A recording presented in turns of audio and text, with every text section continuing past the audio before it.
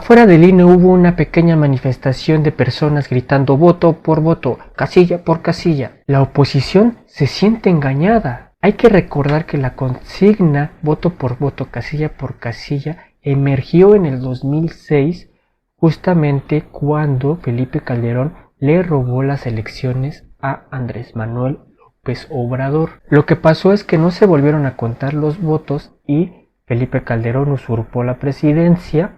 Pero a partir del 2007 se estipuló una ley que todas las elecciones debían de ser recontadas, las actas debían de ser recontados los votos. El resultado electoral no cambió en el 2006, sin embargo se creó esa ley. Entonces, por ende, los manifestantes que hoy van y gritan voto por voto, casilla por casilla, no conocen la historia porque no saben que ya no es necesario ir a gritar eso, porque eso es algo que ya está estipulado en la ley y que el INE, antes de pasar los resultados a el Tribunal Electoral, antes de pasar las actas y los resultados, debe de haber recontado por lo menos el 60% de los votos. No solamente desconocen la historia, sino que desconocen los logros que ha tenido los procesos políticos en México, principalmente el logro de haber podido pedir el reconteo de votos ya estipulado en una ley. Eso fue un logro de la izquierda en México.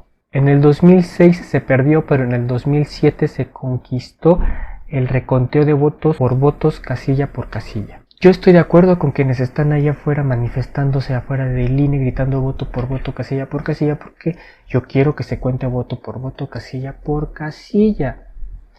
Claramente sé que el INE lo va a hacer por lo menos en su 60% de los votos totales. Y es importante incluso que se pida abrir el 100% de las actas para poder reclamar cada uno de los votos, porque cada uno de esos votos es importantísimo para poder obtener una mayoría calificada. La derecha no está impugnando para ganar o para incluso anular la presidencia. Saben que no lo van a lograr porque la diferencia es abismal. La oposición ahorita está jugando a quitarle más diputados y más senadores al movimiento y impedir la mayoría calificada. Y sí que se abran el 100%, porque entre más exacto sea el conteo y se abra el 100% de las actas, la diferencia entre Xochitl y Claudia Sheinbaum va a crecer. O sea, el PRIAN está intentando decir, o sea, sí perdimos, pero no por tanto, no les den tantos senadores, no les den tantos diputados, porque no perdimos por tanto, cuando la realidad es que sí perdieron, y perdieron por mucho, y entre más exacto sea el conteo, más se va a abrir esa brecha.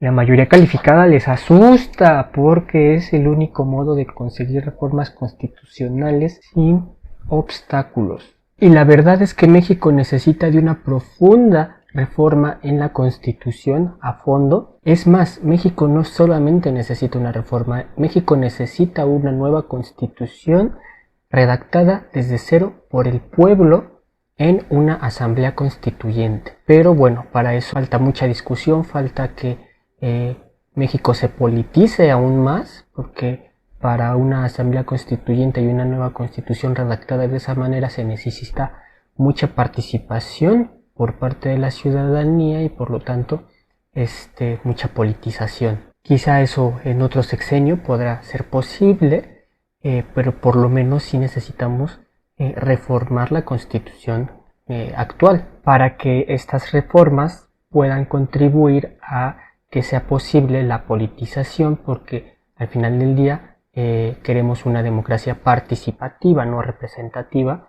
Estamos en una democracia representativa, pero el fin es llegar a una democracia participativa, que pues este tipo de democracia, por ejemplo, pues lo conoce muy bien el pensamiento zapatista, donde la ciudadanía tiene una alta participación política en consultas, asambleas constituyentes y otros instrumentos políticos para tomar decisiones a nivel nacional, pero pues aún falta mucho para llegar allá, pero ese es el camino que debe seguir al menos la izquierda en México.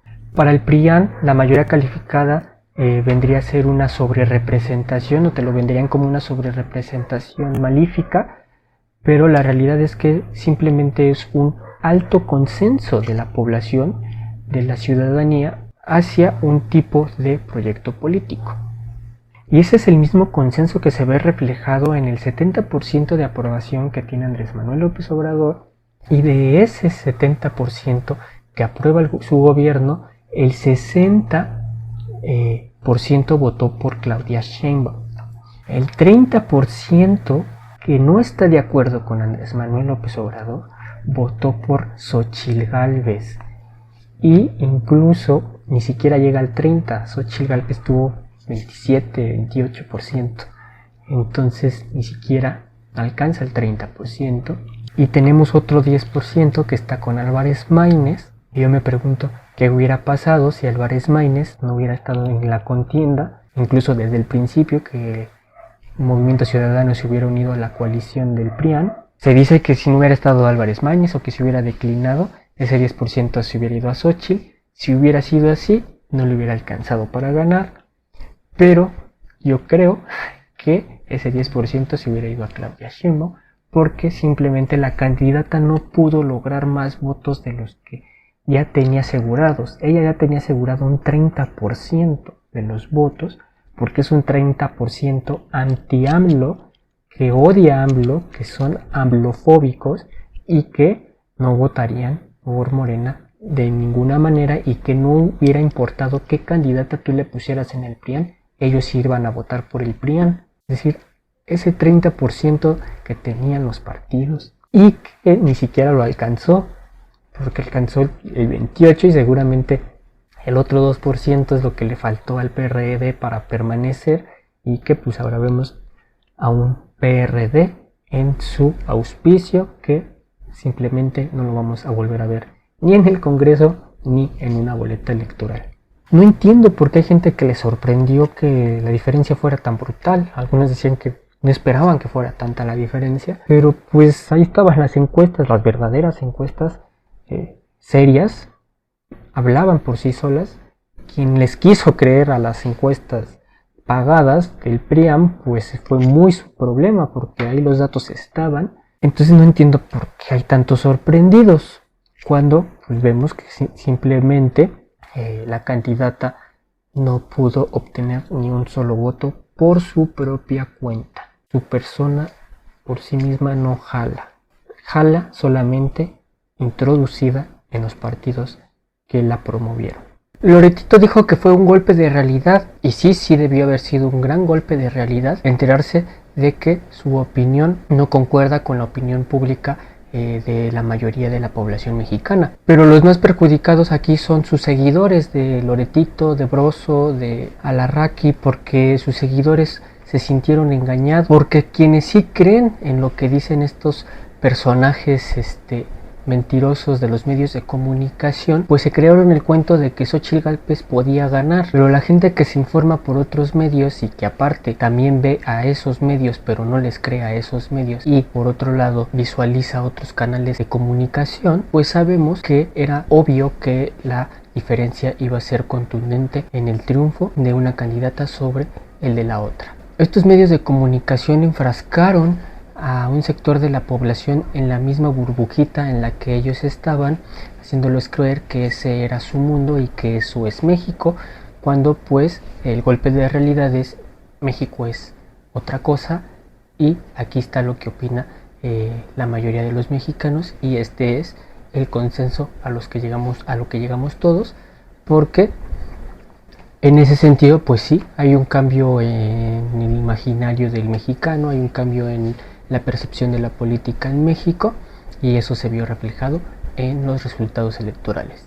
Y hay que resaltar que el instrumento de la impugnación para el recuento del 100% de los votos es un instrumento que puede utilizar cualquier partido, y en el caso de la presidencia, Xóchitl Gálvez dijo que iba a impugnar, a ver cómo le sale ahí, porque pues que va a impugnar si la diferencia es abismal. Pero también nos encontramos en el estado de Jalisco el caso de las inconsistencias en la toma de las actas, lo cual ha llevado a Morena a impugnar en Jalisco, porque se tiene registro de que no coincide el número de las actas con el número de las boletas. Hay boletas perdidas, entonces se va a pedir el 100% del recuento, porque al parecer en Jalisco también ganó Morena. Si con el recuento de los votos se confirma que ganó Movimiento Ciudadano en el estado de Jalisco, pues se mantendrá Movimiento Ciudadano, y si no, pues se tendrá que corregir el error y darle la gubernatura a quien la merece en el estado de Jalisco. Esto fue Filomimishekwa. No olviden darle like, suscribirse, ponerle a la campanita, dejar su comentario y compartir. Unidad, paz y amor para los pueblos. Resistencia para la disidencia. Chao.